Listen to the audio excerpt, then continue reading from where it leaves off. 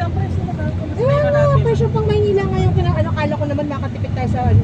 Sa Cebu. Buto na lang, may PWD ka ako. Tipid kami sa 50 each. Sana pala ma'am doon natin. Pinagsama-sama na natin. Oo, di may tika 50 kayo. Sana tumama tayo sa PWD. Alamin po natin kung saan tayo totoo po mamaya. At doon tayo. Hindi lang po kami halata. Pero may tama. Pero may mga tama po kami nga.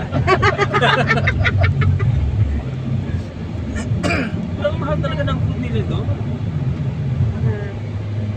Pero masarap. Pero mahal. Nahilo ko sa presyo. Hindi ka nahilo sa Oo, cholesterol. hindi ako nahilo sa presyo. Nahilo ko sa presyo. Ang baboy. Ano yan? Bakit ito tuyo? Na-harvest no?